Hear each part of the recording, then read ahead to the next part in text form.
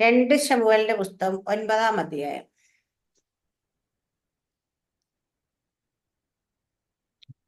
ഒന്ന് തുടങ്ങിയിട്ട് വായിച്ചു. അനന്തരം 2 ശമൂവേൽ chapter 9 verse 1 onwards. അനന്തരം ദാവീദ് ഞാൻ ജോസഫിന്റെ നിമിത്തം ദയ കാണിക്കേണ്ടതിന് ജോസഫ് അല്ല, യോനാഥാന്റെ. യോനാഥാന്റെ നിമിത്തം ദയ കാണിക്കേണ്ടതിന് ശൗലിന്റെ കുടുംബത്തിൽ ആരെങ്കിലും ശേഷിച്ചിരിക്കുന്നുവോ എന്ന് അന്വേഷിച്ചു. എന്നാൽ ശൗലിന്റെ ഗൃഹത്തിൽ സീബ എന്നു പേരുള്ള ഒരു ഭൃത്യനുണ്ടായിരുന്നു. അവനെ ദാവീദിന്റെ അടുക്കൽ വിളിച്ചു വരുത്തി. രാജാവ് അവനോട്, നീ സീബയോ എന്ന് ചോദിച്ചു. അടിയൻ എന്നവൻ പറഞ്ഞു. ഞാൻ ദൈവത്തിന്റെ ദയ കാണിക്കേണ്ടതിന് ശൗലിന്റെ കുടുംബത്തിൽ ആരെങ്കിലും ഉണ്ടോ എന്ന് രാജാവ് ചോദിച്ചതിന്, 2 കാലും മുടന്തായിട്ട് യോനാഥാന്റെ ഒരു മകൻ ഉണ്ട് എന്ന് സീബ രാജാവിനോട് പറഞ്ഞു. അവൻ എവിടെ എന്ന് രാജാവ് ചോദിച്ചതിന്, ലോദേബാരിൽ അബിയേലിന്റെ മകനായ മഖീരിന്റെ വീട്ടിലുണ്ട് എന്ന് സീബ രാജാവിനോട് പറഞ്ഞു. അപ്പോൾ ദാവീദ് രാജാവ് ആളയച്ചു ലോദേബാരിൽ അമ്മിയേലിന്റെ മകനായ മഖീരിന്റെ വീട്ടിൽ നിന്നും അവനെ വരുത്തി. ശൗലിന്റെ മകനായ യോനാഥാന്റെ മകൻ മെഫിബോശത്ത് ദാവീദിന്റെ അടുക്കൽ വന്നു സാഷ്ടാംഗം വീണ് നമസ്കരിച്ചു. ദാവീദ് മെഫിബോശത്തെ എന്ന് വിളിച്ചതിന് അടിയൻ എന്നവൻ പറഞ്ഞു. ദാവീദ് അവനോട്, ഭയപ്പെടേണ്ട, നിന്റെ അപ്പനായ യോസെഫിന്റെ നിമിത്തം ഞാൻ ഇതിനോട് ദയ കാണിച്ച് നിന്റെ അപ്പനായ ശൗലിന്റെ നിലമൊക്കെയും നിനക്ക് മടക്കി തരുന്നു. നീയോ നിത്യം എന്റെ മേശയിൽ നിന്ന് ഭക്ഷണം കഴിച്ചുകൊള്ളണം എന്ന് പറഞ്ഞു. അവൻ നമസ്കരിച്ചുകൊണ്ട്, ചത്ത നായെ പോലെ ഇരിക്കുന്ന അടിയനെ നീ കടാക്ഷിപ്പാൻ അടിയൻ എന്തുള്ളൂ എന്ന് പറഞ്ഞു. അപ്പോൾ രാജാവ് ശൗലിന്റെ ഭൃത്യനായ സീബയെ വിളിച്ച് അവനോട് കൽപ്പിച്ച്, ശൗലിനും അവന്റെ സകല ഗ്രഹത്തിനുമുള്ളതൊക്കെയും ഞാൻ നിന്റെ യജമാന്റെ മകന് കൊടുത്തിരിക്കുന്നു.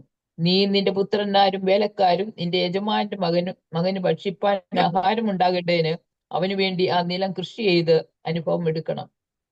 നിന്റെ യജമാന്റെ മകനായ മെഫിബോശത്ത് നിത്യം എന്റെ മേശയെങ്കിൽ ഭക്ഷണം കഴിച്ചുകൊള്ളും.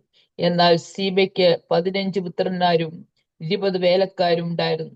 രാജാവായ യജമാനൻ അടിയനോട് കൽപ്പിക്കുന്ന ഒക്കെയും അടിയൻ ചെയ്യും എന്ന് സീബ രാജാവിനോട് പറഞ്ഞു. മെഫിബോശത്തോ രാജകുമാരന്മാരിൽ ഒരുത്തൻ എന്ന പോലെ ദാവീദിന്റെ മേശയെങ്കിൽ ഭക്ഷണം കഴിച്ചു പോന്നു. മെഫിബോശത്തിന് ഒരു ചെറിയ മകൻ ഉണ്ടായിരുന്നു, അവന് മീഖ എന്ന് പേർ. സീബയുടെ വീട്ടിലുള്ളവരൊക്കെയും മെഫിബോശത്തിന് ഭൃത്യന്മാരായി തീർന്നു.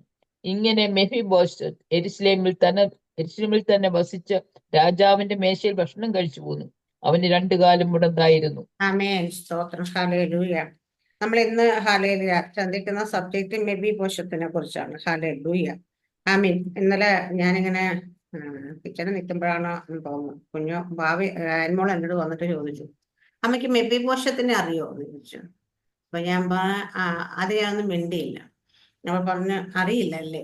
ഞാൻ പറഞ്ഞ അറിയാം, യോനാഥാന്റെ മകനല്ലേ എന്ന് ചോദിച്ചു. അപ്പൊ ഓക്കെ, അയാൾക്കൊരു പ്രത്യേകത ഉണ്ടായിരുന്നതാ. ഞാൻ പറഞ്ഞ കാലിൽ 2 മുടന്തായിരുന്നു. ഹല്ലേലൂയ. അപ്പോൾ ഇത് പറഞ്ഞു. പക്ഷെ ഞാൻ അങ്ങനെ പറഞ്ഞു വിട്ടു. പക്ഷെ അത് കഴിഞ്ഞ് കുറച്ച് കഴിയുമ്പോൾ ഞാൻ വണ്ടി ഓടിച്ചുകൊണ്ടൊക്കെ ഡ്രൈവ് ചെയ്യുമ്പോൾ സമയത്ത് പരിശുദ്ധമായിട്ട് ഇടാൻ തുടങ്ങി. അപ്പൊ എന്നോട് ചോദിച്ചു, നീ ഇന്ന് രാവിലെ കേട്ട പേരാണ് മെഫിബോശത്ത്, നീ അതിനെ കുറിച്ച് ചിന്തിച്ചിട്ടുണ്ടോ എന്ന് ചോദിച്ചു. ഹല്ലേലൂയ. അപ്പൊ ഞാനത് കർത്താവ് എന്താണോ എന്ന് ചോദിച്ചു. അപ്പം പരിശുദ്ധാത്മ പറഞ്ഞത് മെഫിബോശത്തിന്റെ ജീവിതം നമ്മളൊന്ന് എടുത്തു നോക്കിക്കേ. 5 വയസ്സ് പ്രായമുള്ളപ്പോഴാണ് യോനാഥാനും ശൗലൊക്കെ മരിക്കുക. അതുവരെ കൊട്ടാരത്തിൽ രാജാവിന്റെ ഇനി അടുത്ത രാജാവാകാൻ പോകുന്നവരുടെ മകനായിട്ട് ശൗല് അപ്പൂപ്പൻ രാജാവാണ്, അമ്മയപ്പൻ ഇനി അടുത്ത രാജാവാണ്. അങ്ങനെ കൊട്ടാരത്തിൽ സകല സുഖ സമൃദ്ധിയോടും കൂടി ഒരംഗവൈകല്യവും ഇല്ലാതെ നല്ലൊരു പൈതലായി വളർന്നുകൊണ്ടേയിരിക്കുന്ന സമയം പെട്ടെന്നൊരു ദിവസം, ഒറ്റ ദിവസം കൊണ്ട് ജീവിതം മാറി മറിയും. ഒറ്റ ദിവസം തന്നെയാണ് ശൗലും യോനാഥാനും മരിക്കുന്നത്. ഹല്ലേലൂയ. അങ്ങനെ ഹല്ലേലൂയ അവിടെ നിന്ന് എന്താ പറയാ, അവിടെ നമ്മൾ 4-ാം അധ്യായത്തിലാണെന്ന് എനിക്ക് തോന്നുന്നത്. രാത്രി എടുത്തുകൊണ്ട് ഓടുകയാണ് കൊച്ചിനെ. അങ്ങനെ അവര് മറിഞ്ഞു വീഴുന്നു. വീഴുന്ന സമയത്താണ് ഇതിന്റെ 2 കാലം മുടന്തായി. അങ്ങനെ അവര് പോയിട്ട് ഒളിവിൽ താമസിക്കുന്നതാണ് പറയാനായിട്ട് അല്ലേ. കാരണം വെച്ച് കഴിഞ്ഞാൽ ആരെങ്കിലും കണ്ടതിന് കൊന്നാലോ എന്ന് പേടിച്ചിട്ട് ഒളിവിൽ കൊണ്ട് താമസിപ്പിക്കുക. ഹല്ലേലൂയ. അപ്പം സകലതും ഒറ്റ നിമിഷം കൊണ്ട് നഷ്ടപ്പെട്ട് അപ്പനും അമ്മയും സമ്പത്തും സുഖ സൗകര്യങ്ങളും എല്ലാം നഷ്ടപ്പെട്ടത് മാത്രമല്ല, ശരീരത്തിന്റെ ഇനി ഒരിക്കലും എഴുന്നേറ്റ് നടക്കാൻ പോലും കഴിയാത്തൊരവസ്ഥയിലേക്ക് എത്തി.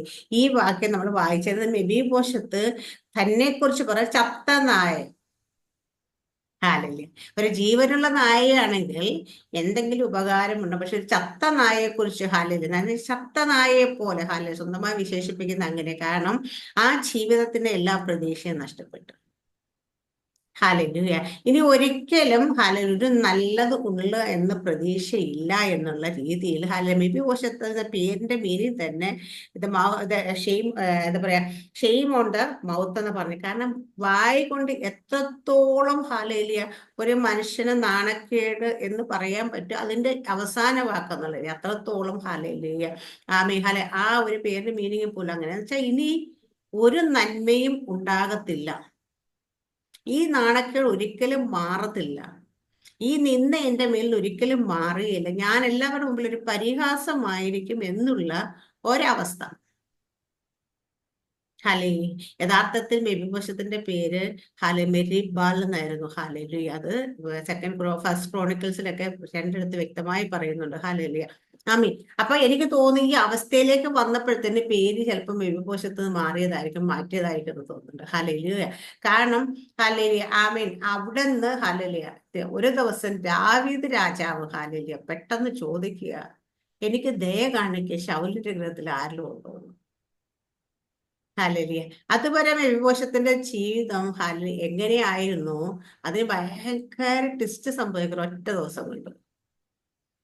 ദൈവം ദാവീദിന്റെ ഹൃദയത്തോട് ഇടപെടുകയാണ്.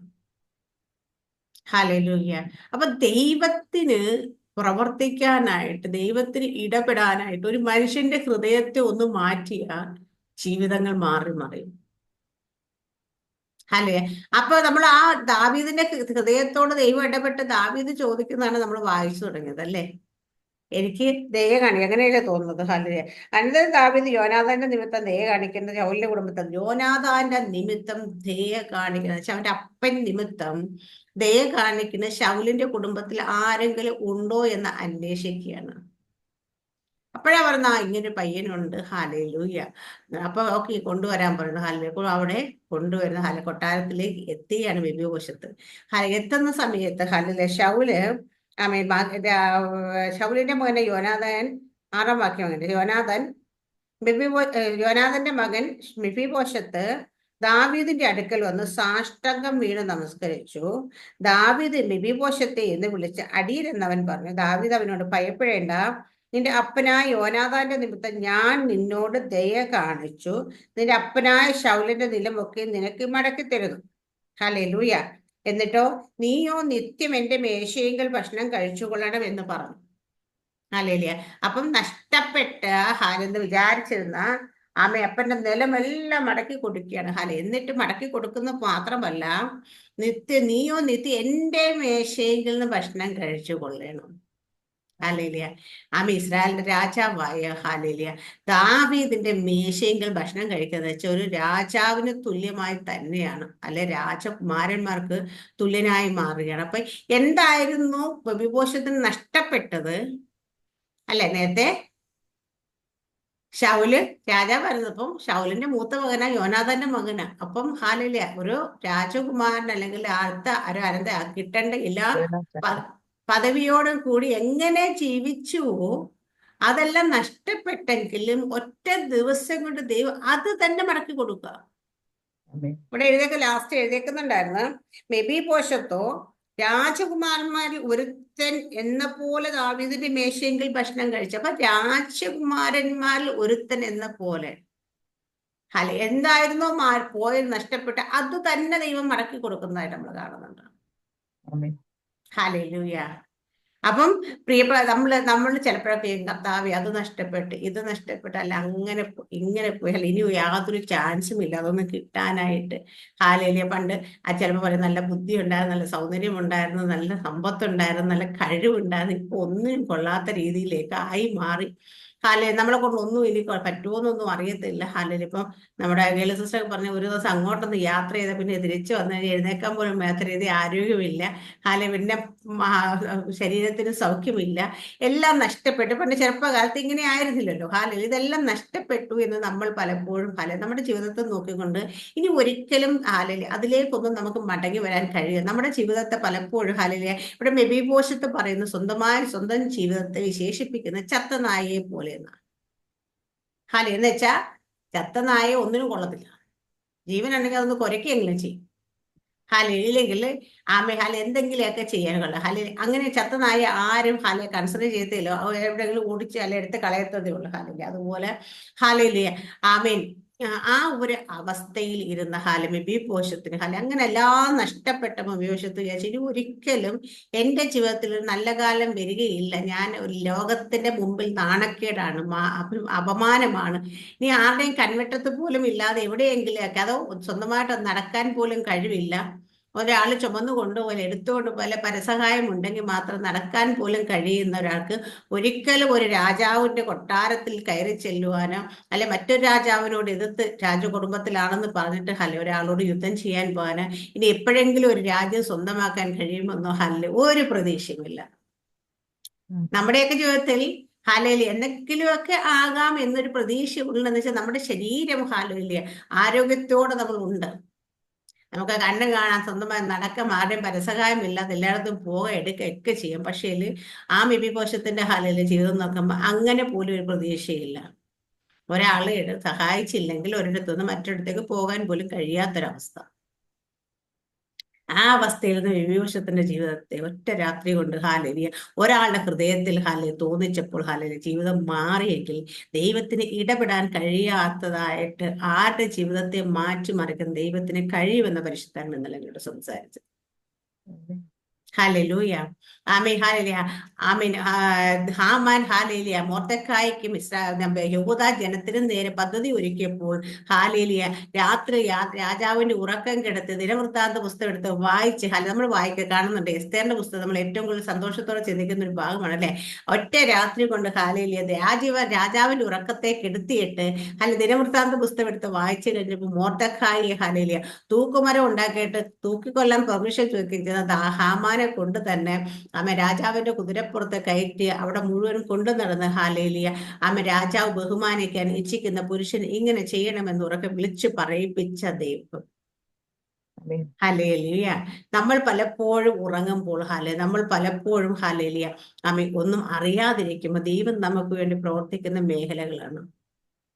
ദൈവം നമുക്ക് വേണ്ടി ഇടപെടുന്ന മനുഷ്യ ഹൃദയങ്ങളെ ഇടപെടിക്കാൻ ദൈവത്തിന് കഴിയും. അതുകൊണ്ടാണ് പറയുന്നത് രാജാക്കന്മാരുടെ ഹൃദയം യഹോവയുടെ നിർത്തോട്ട് കണക്കിരിക്കുന്നത്, അതെനിക്ക് ഇഷ്ടമുള്ളിടത്തേക്ക് തിരിക്കുന്നു എന്ന്. ദാവീദിന് പെട്ടെന്ന് ഒരു ബോധമുണ്ടായി തോന്നി, ചിലപ്പോൾ ആയിരിക്കത്തില്ല. ദൈവം ഹൃദയത്തെ തിരിച്ചു കഴിഞ്ഞപ്പോൾ യോനാഥാനെ അനുകൂലമാക്കി മാറ്റിയപ്പോൾ യോനാഥാനെ ഓർക്കാനും ആ യോനാഥാനോട് ദയ കാണിക്കാനും തോന്നിയപ്പോൾ അതിന്റെ ഫലം കിട്ടി മെഫീബോശത്തിനാണ്. മെഫീബോശത്ത് ചിലപ്പോൾ ദൈവസന്നിധിയിൽ ചോദിച്ചു കരഞ്ഞു കാണും, ചിലപ്പോൾ ചോദിച്ചു കാണും, ദൈവമേ എനിക്കിനി ഒരിക്കലും ഹല്ലേലൂയ ആ പഴയതുപോലൊരു കൊട്ടാരത്തിനകത്തേക്ക് പോലും കയറാൻ പോലും കഴിയത്തില്ലല്ലോ, ഇനി ഒരിക്കലും ആ ഒരു നല്ല കാലം എൻ്റെ ജീവിതത്തിൽ തിരിച്ചു വരത്തില്ലല്ലോ എന്ന് ചിലപ്പോൾ പറഞ്ഞിട്ടുണ്ടോ. നമ്മൾ പറയത്തില്ല ഇനി ആ കാലം ഒന്നും തിരിച്ചു വരാൻ പോകുന്നില്ല സിസ്റ്റർ എന്താണെങ്കിലും എന്ന് പറയും. പക്ഷെ ദൈവം പറയുന്നത് അങ്ങനെ നമ്മൾ നമ്മുടെ ജീവിതങ്ങളെ നോക്കി പറയേണ്ട കാര്യമില്ല. കാരണം എന്താന്ന് വെച്ചാൽ ദൈവത്തിന് അസാധ്യമായിട്ട് ഒന്നുമില്ല. Amen hallelujah. അപ്പൊ ദൈവത്തിന് അസാധ്യമായിട്ടൊന്നുമില്ലെന്നാൽ മെഫീബോശത്തിന്റെ ജീവിതത്തിൽ നോക്കി നമ്മളോട് ദൈവം പറഞ്ഞെങ്കിൽ ഹല്ലേലൂയ ദൈവം അത് കാണിച്ചുകൊണ്ട് നമ്മളോട് സംസാരിച്ച് ഞാൻ പറയാ നമ്മുടെ എല്ലാവരുടെയും ജീവിതത്തിൽ നോക്കി നമ്മൾ എന്തൊക്കെയാണ് ഇന്ന് സങ്കല്പിച്ച് വെച്ചിരിക്കുന്നത്.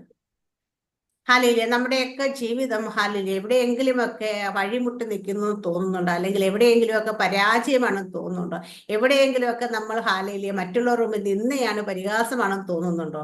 ദൈവത്തിന് അത് മാറ്റാനായിട്ട് ഒരു നിമിഷം പോലും വേണ്ട. ഹല്ലേലൂയ. ഇനി എങ്ങനെയാ ദൈവം ഇതൊക്കെ സംഭവിക്കാൻ പോകുന്നതെന്ന് ചോദിക്കും. ദൈവത്തിന് ഹല്ലേലൂയ വർഷങ്ങളെ പുറകിലോട്ട് കൊണ്ടുപോകാൻ പോലും കഴിയും. ഹല്ലേലൂയ. പ്രകൃതിയെ തിരിക്കാൻ കഴിയും. ഞാൻ കഴിഞ്ഞ ദിവസം ഒക്ടോബർ മാസം 1-ാം തീയതി തോന്നുന്നു നമ്മുടെ ജനറൽ പാസ്റ്റർ പറഞ്ഞ വാക്ക് തന്നെ ലോകത്തിന്റെ നിയമങ്ങൾ എന്ന് വെച്ചാൽ ഈ ലോകം ഈ സിസ്റ്റം എല്ലാം ഒരു നിയമത്തിന്റെ മേൽ ചലിച്ചുകൊണ്ടിരിക്കുക. ദൈവം സൃഷ്ടിച്ച നിയമങ്ങൾ തന്നെയുണ്ട് അതിനകത്ത്. ഒരു സാധനം മുകളിൽ നിന്ന് താഴെ ഇട്ട താഴേക്ക് ന്യൂട്ടൺ സ്ലോ എന്ന് പറയുന്ന പോലെ എല്ലാത്തിൻ്റെയും പിന്നെ വരുന്നത്. പക്ഷെ ആ ലോകത്തിന്റെ സിസ്റ്റത്തിന്റെ നിയമങ്ങളെ ദൈവത്തിന്റെ ജനത്തിന് വേണ്ടി ചില സമയങ്ങളിൽ സസ്പെൻഡ് ചെയ്യും, ഫ്രീസ് ചെയ്യും. എന്നിട്ട് അവിടെ ദൈവത്തിന്റെ ഒരു സൂപ്പർ നാച്ചുറൽ വെളിപ്പെടുത്തുക. അതാണ് ദൈവം സ്വന്തം ജനത്തിന് വേണ്ടി അത്ഭുതം ചെയ്യുന്നത്. അതുപോലെ നമ്മുടെയൊക്കെ സങ്കല്പങ്ങൾ, വിചാരങ്ങൾ, ചിന്തകൾ, നമ്മളിപ്പോൾ ആയിരിക്കുന്ന സിറ്റുവേഷൻസിനെയൊക്കെ ദൈവത്തിന് മാറ്റി മറിക്കാനായിട്ട് അധികം സമയമൊന്നും വേണ്ട. ഒരു രാത്രി ഒന്ന് ഇരുട്ടി വെളുത്തപ്പോൾ ഹാമാന്റെ സകല പദ്ധതികളും തകർന്നുപോയി. ഹാലൂയ. ഇവിടെ ഇപ്പൊ നമ്മൾ ഒരു രാത്രി ഇരുട്ടി വെളുത്തപ്പോൾ മെഫീബോശത്തിന്റെ ജീവിതത്തെ മാറ്റിമറിച്ച ദൈവം. ഹല്ലേലൂയ. ആമേൻ. അപ്പൊ അവിടെ നമ്മൾ കണ്ടതുപോലെ മെഫീബോശത്ത് ഇനി ഒരിക്കലും ഒരു രാജകുമാരന്റെ പദവിയിലേക്ക് എത്താൻ യാതൊരു ചാൻസും ഇല്ലാതെ മെഫീബോശത്തിന് ദൈവം രാജകുമാരന്മാർ ഒരുത്തനെ പോലെ 21 വാക്യം, രാജാവ് യജമാനൻ അടിയനോട് കൽപ്പിക്കുന്ന ചെയ്യുമെന്ന് സീബ രാജാവിനോട് പറഞ്ഞ സീബയോട് പറയുന്നത് ഹല്ലേലൂയ, ഈ യോനാഥാന്റെ നിലമൊക്കെ നോക്കി നടത്തി കാര്യങ്ങളെല്ലാം നോക്കി നടത്താൻ. പക്ഷെ യോനാഥാന്റെ അവർക്കുണ്ടായിരുന്ന അല്ലെങ്കിൽ നമ്മുടെ മെഫീബോശത്തിനുള്ളതെല്ലാം നോക്കി നടത്താൻ ഒരാളെ അപ്പോയിന്റ് ചെയ്ത് രാജാവ്. എന്നിട്ട് മെഫീബോശത്തിനോട് പറഞ്ഞു, നീ രാജകൊട്ടാരത്തിൽ തന്നെ എന്നോടൊപ്പം മേശയിൽ ഭക്ഷണം കഴിക്കണം. ഹല്ലേലൂയ. അപ്പൊ ഹല്ലേലൂയ. അവിടെ അപ്പൊ ഉള്ളതെല്ലാം നോക്കി സമ്പത്തെല്ലാം അപ്പുറത്ത് നോക്കാനായിട്ട് ആൾക്കാരെയൊക്കെ അപ്പോയിന്റ് ചെയ്തിട്ട് മെഫീബോശത്തിന് മാത്രം രാജകൊട്ടാരത്തിൽ തന്നെ രാജാവിനോടൊപ്പം തന്നെ ആയിരിക്കണമെന്നാണ് രാജാവ് കൽപ്പിക്കുന്നത്. എന്നിട്ട് മെഫീബോശത്തോ രാജകുമാരന്മാർ ഒരുത്തൻ എന്ന പോലെ ദാവീദിന്റെ മേശയെങ്കിൽ ഭക്ഷണം കഴിച്ചു പോന്നു. മെഫീബോശത്തിന് ചെറിയ മകനുണ്ട്, അവന് മീഖ എന്ന പേർ. സീബയുടെ വീട്ടിലുള്ളവരൊക്കെയും മെഫീബോശത്തിന് ഭൃത്യന്മാരായി തീർന്നു.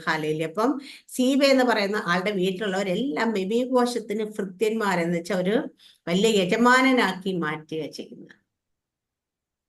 ഹല്ലേലൂയ. മെഫീബോശത്ത് യെരൂശലേമിൽ തന്നെ വസിച്ച് രാജാവിന്റെ മേശയെങ്കിൽ ഭക്ഷണം കഴിച്ചു. അവന് 2 മുടന്തായിരുന്നു. രാജാവിന്റെ മേശയെങ്കിൽ ഭക്ഷണം കഴിച്ച് യെരൂശലേമിൽ തന്നെ വസിക്കുന്ന സമയത്ത്, രാജകൊട്ടാരത്തിൽ തന്നെ ആയിരിക്കുന്ന സമയത്തും അവന്റെ 2 മുടന്തായിരുന്നു. ഹല്ലേലൂയ. ഒന്ന് ആലോചിച്ചു നോക്കിയിട്ടുണ്ട് മെഫീബോശത്തിനെ കുറിച്ച്. ചിലപ്പോൾ ആരെങ്കിലൊക്കെ പ്രസംഗിച്ചിട്ടില്ലെന്നേ, പക്ഷെ ഞാൻ കേട്ടിട്ടില്ല. ദൈവം നല്ല ഇടപെട്ടപ്പോ ഞാനിങ്ങനെ ആലോചിക്കുന്നു, ശരിയാണല്ലോ എന്ന് വിചാരിച്ചിട്ട്. ഹല്ലേലൂയ. അപ്പം നമ്മുടെ ദൈവത്തിന്റെ പ്രത്യേകതയാണ് നമ്മൾ ലോകം പറയും ഇനി ഒരു ചാൻസും ഇല്ല, ഇനി ഒരു രക്ഷയുമില്ല, ഇനി ഒരിക്കലും പോയതൊന്നും തിരിച്ചു കിട്ടാൻ നഷ്ടപ്പെട്ടതൊക്കെ പൊക്കോട്ടെ, അതൊന്നും മടങ്ങി വരാനായിട്ട് യാതൊരു ചാൻസും ഇല്ല എന്ന് പറയുമ്പോൾ ഹല്ലേലൂയ. ആമേൻ. ദൈവത്തിന് ദൈവം പറയും എനിക്ക് ഒരു കാര്യം അസാധ്യമല്ല.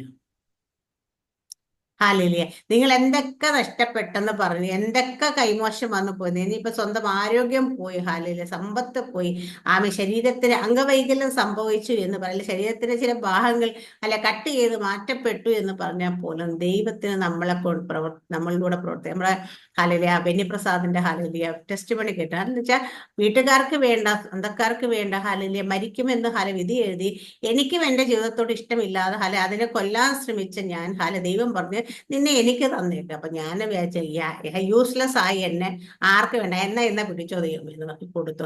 നീ എന്നെ കൊണ്ട് എന്ത് ചെയ്യാൻ കൊള്ളും കർത്താവേ, ആർക്കും എന്നെ വേണ്ട, എന്നെ കുറിച്ച് ഞാനൊരു യൂസ്ലെസ് എന്നാണ് സ്ഥിരം വിളി കേൾക്കുന്നത്. അങ്ങനെയുള്ള എന്നെ എന്തിനാണെന്ന് പറഞ്ഞ്, കുഴപ്പമില്ല, നിനക്കും വേണ്ട, ആർക്കും വേണ്ട, നിന്നെ കാണുന്നവരും കേൾക്കുന്നവർക്കും എല്ലാം നീ യൂസ്ലെസ് ആണ്, അപ്പൊ എനിക്ക് താ.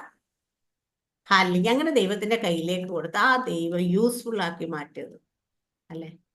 ഏറ്റവും കുറഞ്ഞ കാലം കൊണ്ട് ഈ ലോക രാജ്യങ്ങൾ എത്രയൊക്കെ രാജ്യങ്ങളുണ്ടോ അവിടെ മൊത്തം വിസിറ്റ് ചെയ്തു, അവിടെ മൊത്തം ദൈവം അയച്ചു, ഇൻക്ലൂഡിങ് പാകിസ്ഥാൻ വരെ ദൈവം അയച്ച് ഹല്ലേലൂയ ദൈവത്തിന്റെ പ്രവൃത്തി മഹത്വം വെളിപ്പെടുത്തി ആ സഹോദരിലൂടെ. എത്ര പ്രായമുണ്ട് അദ്ദേഹത്തിന്? പാസ്പോർട്ട് കണ്ടിട്ടില്ലേ? എത്ര എടുക്ക് പാസ്പോർട്ടാ? ഒരു പാസ്പോർട്ട് എത്രയുണ്ട്? കാരണം അത്രത്തോളം രാജ്യങ്ങൾ കുറഞ്ഞ കാലം കൊണ്ട് ഇന്നും അദ്ദേഹം കല്യാണമൊക്കെ കഴിച്ച് സന്തോഷത്തോടെ ജീവിച്ച് കർത്താവിന് വേണ്ടി പ്രയോജനപ്പെട്ടുകൊണ്ടേയിരിക്കുന്നു. ഹല്ലേലൂയ. കാരണം ആർക്കും വേണ്ടാതെ ഇനി ഒരു ഗുണവുമില്ലെന്ന് പറഞ്ഞ ലോകത്തിന്റെ ഭാഷയിൽ പറഞ്ഞ യൂസ്ലെസ് എന്ന് പറഞ്ഞെടുത്ത് ദൈവം യൂസ്ഫുൾ ആക്കി മാറ്റിയെങ്കിൽ നമ്മുടെ എല്ലാവരെയും കുറിച്ച് നമ്മുടെ ചിന്ത എന്താണ്? ഹാലേലുയ. ആ ചിന്ത എന്താണെങ്കിലും ഞാൻ പറയാം, ദൈവത്തിന് പ്രവർത്തിക്കാൻ ദൈവത്തിന് കഴിയാത്തതായിട്ട് ഒന്നുമില്ല. ഹാലേലുയ. അപ്പൊ നമ്മളെ കുറിച്ചൊക്കെ ദൈവത്തിന് പദ്ധതിയുണ്ട്.